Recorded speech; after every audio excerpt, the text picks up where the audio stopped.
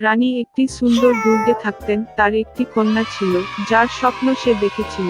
সন্তানের কালো চুল এবং সাদা ত্বক ছিল, অতএব তারা তাকে ডাকলেন স্নো হোয়াইট। এর পরেই রানী মারা গেলেন। রাজা দীর্ঘদিন শোক করলেন না। 1 বছর পরে তিনি নতুন রানীকে প্রাসাদে নিয়ে এসেছিলেন। তিনি সুন্দরী ছিলেন, তবে রাগ করেছিলেন। মহিলাটি তার সাথে একটি জাদু আয়না নিয়ে এসেছিল। প্রতিদিন তিনি তার প্রতিচ্ছবিটিকে প্রশংসা করেছিলেন এবং তাকে একটি প্রশ্ন জিজ্ঞাসা করেছিলেন, বিশ্বের সবচেয়ে সুন্দরীকে? আয়না সর্বদা কেবল সত্য বলেছে, অতএব এটি সততার সাথে রানীর সৌন্দর্যের প্রশংসা করেছে এবং মহিলা সুখের সাথে সজ্জিত হয়েছে। স্নো হোয়াইট বৃদ্ধি পেয়েছে এবং প্রতি বছর তার সৌন্দর্য উজ্জ্বল করে, এবং এখন আয়নার সাথে কথা বলতে গিয়ে রানী প্রতিক্রিয়া শুনেছিলেন যে এখন তিনি বিশ্বের সবচেয়ে সুন্দরী নন। তবে স্নো হোয়াইট রানী নিজের প্রাসাদে এটি সহ্য করতে যাচ্ছিলেন না। তিনি তার বিশ্বস্ত দাসকে রাজকন্যাকে এক দুর্ভেদ্য ঝলকে নিয়ে যাওয়ার এবং হত্যা করার নির্দেশ দিয়েছিলেন, কিন্তু চাকর রানীর জন্য মিষ্টি মেয়েটিকে হত্যা করতে পারেনি। তিনি রাজকন্যাকে একটি অন্ধকার জঙ্গলে নিয়ে এসে তাকে ছেড়ে দিলেন এবং সে নিজেই দুর্গে ফিরে এসে রানীকে জানিয়েছিল যে সে তার আদেশ অনুসরণ করেছে।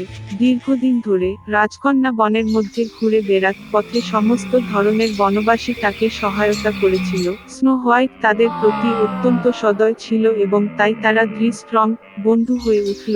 সন্ধ্যার দিকে রাজকন্যা দুর্ঘটনাক্রমে একটি ছোট্ট বাড়িতে হোঁচট খেয়েছিল। তিনি সেখানে গিয়ে দেখলেন যে বাড়িতে কেউ নেই। টেবিলটি 7 জনের জন্য সেট করা হয়েছিল এবং শোবার ঘরে 7টি খাট ছিল এবং এই বাড়ির সমস্ত কিছুই খুব ছোট ছিল। সুতরাং স্নো হোয়াইট বুঝতে পেরেছিল যে এখানে 7টি ছোট মানুষ বাস করে। দীর্ঘ এবং কঠিন যাত্রা শেষে তিনি একটি বিছানায় শুয়ে পড়লেন এবং দ্রুত ঘুমিয়ে পড়লেন। 7 বামন গভীর রাতে বাড়ি ফিরেছিল। অপ্রত্যাশিত অতিথির উপস্থিতিতে তারা বিস্মিত হয়েছিল। স্লিপিং স্নো হোয়াইট এত মনোমুগ্ধকর ছিল যে বামরা তাকে ঘুমাতে দেওয়ার সিদ্ধান্ত নিয়েছিল এবং তাকে জাগিয়ে তুলেনি। সকাল এসেছে। স্নো হোয়াইট জেগে উঠল। 7টি বামন দেখে ভয় পেয়ে গেল, তবে তারা তার সাথে স্নেহশীল ছিল এবং মেয়েটি তার ঝামেলার কথা জানিয়েছিল। তারা তৎক্ষণাৎ স্নো হোয়াইটকে পছন্দ করেছিল এবং বামরা তাকে তাদের সাথে থাকার জন্য আমন্ত্রণ জানিয়েছিল। তদুপরি তিনি বাড়ির যত্ন নিতে, রাঁধুনি, ধোয়া এবং পরিষ্কার করতে রাজি হন। প্রতিদিন সকালে বামরা সোনা এবং মূল্যবান পাথর খনন করতে পাহাড়ে গিয়েছিল এবং গভীর রাতে ফিরে এসেছিল কাজের জন্য ছেড়ে। তারা স্নো হোয়াইটকে সতর্ক করেছিল যাতে সে দুষ্ট সৎমায়ের প্রতি ভয় পায় এবং অপরিচিতদের জন্য দরজা না খুলে দেয়। এই সময় রানী যথারীতি গোপন কক্ষে যান জাদু আয়নার সাথে কথা বলতে, কিন্তু আয়না হঠাৎ করে বলেছিল যে তিনি বিশ্বের সবচেয়ে সুন্দরী নন। তবে স্নো হোয়াইট, যে রাজকন্যা এখনো বেঁচে আছে এবং ঘরে জিনোমাদের সাথে থাকে। রানী খুব রেগে গেলেন এবং স্নো হোয়াইটকে নিজেই ডিল করার সিদ্ধান্ত নিয়েছিলেন। তিনি একটি গোপন কক্ষে গিয়ে সেখানে একটি বিষাক্ত আপেল রান্না করেছিলেন। এটি বাইরের দিক থেকে খুব সুন্দর ছিল, তবে কেউ যদি একটি টুকরো এমনকি খায় তবে সে অবশ্যই মারা যায়। আপেলটি প্রস্তুত হয়ে গেলে রানী পুরানো বণিকে পরিণত হয়ে বামনাদের বাড়িতে এল। মিষ্টি বুড়ো মহিলাকে দেখে স্নো হোয়াইট তার জন্য দুঃখিত হলেন। সে কোনো সন্দেহ না করে বাড়ি ছেড়ে চলে গেল। বৃদ্ধ মহিলাটি একটি পাকা আপেলের সাথে মেয়েটির সাথে চিকিৎসা করেছিলেন এবং বলেছিলেন যে তিনি যদি এই আপেল খান তবে তিনি চিরকাল যুবক এবং সুন্দরী থাকবেন। স্নো হোয়াইট তাকে বিশ্বাস করেছিল এবং আপেলকে কামড়ানোর সাথে সাথে সে মরে পড়ে শ্বাস বন্ধ করে দিয়েছে। সন্তুষ্ট রানী প্রাসাদে গেল। সন্ধ্যায় বামরা কাজ থেকে ফিরে এসে স্নো হোয়াইটকে মাটিতে পড়ে থাকতে দেখেছিল। সে নিঃশ্বাস ফেলছিল না। তারা এত জোরে কাঁদতে লাগলো যে তাদের কান্না শুনতে পেয়েছিল পাশের জঙ্গলে শিকার করা সুদর্শন রাজপুত্র। কি রকম চিৎকার উঠেছে যে সমস্ত প্রাণীকে ভয় পেয়েছিল তা তার কাছে আকর্ষণীয় হয়ে উঠল। এবং রাজকুমার যখন বামনাদের বাড়িটি পেয়েছিলেন তখন তিনি স্নো হোয়াইটকে দেখতে পেলেন। তিনি এত সুন্দর ছিলেন যে যুবরাজ তৎক্ষণাৎ তার প্রেমে পড়েন। তিনি বামনাদের তাকে তার সাথে দুর্গে নিয়ে যাওয়ার জন্য রাজি করান, কারণ সেখানে তার চিকিৎসক রয়েছে যারা স্নো হোয়াইট নিরাময় করতে পারেন। বামরা এটি অনুমতি দিয়েছে। তখন রাজপুত্র তার দাসদের রাজকন্যাকে কাঁধে বহন করার আদেশ দিলেন এবং যখন তারা তাকে বহন করছিল এমন সময় ঘটল যে চাকররা কিছুটা ঝোপের উপর ঝাঁপিয়ে পড়েছিল এবং এই রংটা থেকে এক বিষাক্ত আপেলের টুকরো স্নো হোয়াইটের মুখ থেকে পড়ে যায় এবং সে জেগে ওঠে। যুবা যুবরাজকে দেখে মেয়েটিও তার প্রেমে পড়ে যায় এবং তাকে বিয়ে করতে রাজি হয়। তারা তাদের দুষ্ট সৎ মাকে বিবাহের আমন্ত্রণ জানিয়েছিল, ক্রোধের কারণে যে স্নো হোয়াইট এখনো বেঁচে আছে এবং এখন তার দীর্ঘ ও সুখী জীবন তার জন্য অপেক্ষা করছে। রানী জাদু আয়নাকে ভেঙেছিল এবং এর মধ্যে আর কখনো তাকাতে হয়নি। একটি ছোট শহরে একটি খেলনা প্রস্তুতকারক গেপেটো থাকতেন। তিনি ঘরে বসে কাঠের খেলনা বিক্রি করে জীবিকা নির্বাহ করেছিলেন। তিনি তার কাজ পছন্দ করেছেন। প্রবীণ কর্তা কেবল অনুশোচনা করলেন যে তার কোনো সন্তান ছিল না। একদিন জঙ্গলে হাঁটার সময় জিপেটো নতুন খেলনাগুলির জন্য দুর্দান্ত লগ দেখতে পেল। তিনি তার সাথে লগটি নিয়ে ওয়ার্কশপে আনলেন। তাৎক্ষণিকভাবে দেরি না করে বৃদ্ধ তার থেকে খেলনা কাটতে শুরু করলেন, কিন্তু হঠাৎ লগ থেকে একটি পাতলা আওয়াজ শুনতে পেলেন। জিপেটো ভেবেছিল সে কি কল্পনা করেছিল। তিনি খেলনাটি খোদাই করতে লাগলেন এবং কিছুক্ষণ পরে তিনি আবার কণ্ঠটি শুনতে পেলেন। জিপেটো সিদ্ধান্ত নিয়েছিলেন যে তিনি খুব বেশি বয়স্ক হয়ে উঠছেন এবং অদ্ভুত কণ্ঠস্বর শুনতে শুরু করলেন। বুড়ো কাজ চালিয়ে গেল। প্রথমে তিনি পুতুলের মাথা তৈরি করেছিলেন, তারপর বাহু এবং পা হাজির। জেপ্টো পুতুলটি শেষ করে তাকে চেয়ারে বসলো এবং সে নিজের পরে পরিষ্কার করার সিদ্ধান্ত নিয়েছে এবং এই মুহূর্তে তিনি আবার কণ্ঠস্বর শুনতে পেলেন। জিপেটো হিমশীতল হয়ে চারদিকে তাকালো, তবে ঘরে কাঠের পুতুল ছাড়া আর কেউ ছিল না। বুড়ো তার কাজ চালিয়ে গেল এবং হঠাৎ পুতুল চেয়ার থেকে লাফিয়ে উঠল। জেপ্টো নির্বাক ছিল। যখন তিনি বুঝতে পারলেন যে তার পুতুলটি প্রাণবন্ত হয়ে উঠেছে, তখন তিনি তাকে একটি নাম দেওয়ার সিদ্ধান্ত নিয়েছিলেন এবং তিনি তার নাম পিনোচিও রেখেছিলেন। জাজেপেটো এবং পিনোচিও একসঙ্গে আনন্দিতভাবে বাস করতেন। আপনার ছেলেকে স্কুলে পাঠানোর সময় এসেছে। জিপেটো খারাপ থাকতেন এবং পিনোকিওর জন্য স্কুল সরবরাহের জন্য কোনো অর্থ পেতেন না।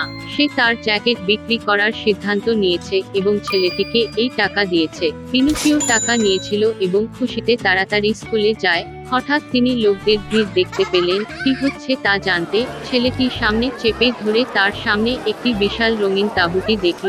এটি একটি সার্কাস ছিল।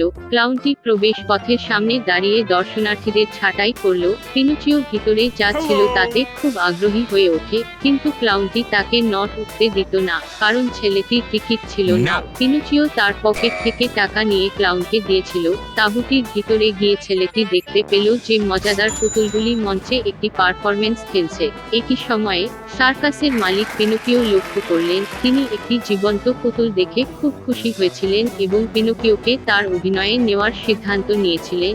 শো শেষ হওয়ার সাথে সাথেই সার্কাসের মালিক ছেলেটিকে ধরে একটি খাঁচায় রাখলেন। পিনোচিও খুব মন খারাপ করেছিল যে সে তার বাবার কথা মানেনি এবং স্কুলে যায়নি। সে কান্নায় ফেটে গেল এবং হঠাৎ তার সামনে একটি পরী উপস্থিত হল। তিনি দেখেছিলেন যে পিনোচিও তার কাজের প্রতি অত্যন্ত অনুশোচনা করেছে এবং তাকে বাঁচানোর সিদ্ধান্ত নিয়েছে। পরী একটি বানান ফেলেছিল এবং পিনোকিও হাতে টাকা নিয়ে রাস্তায় ছিল। সে আবার স্কুলে রওনা দিয়ে পথে পিনোচিওর সাথে দেখা হলো একটি অন্ধ বিড়াল এবং একটি ধূর্ত শিয়াল।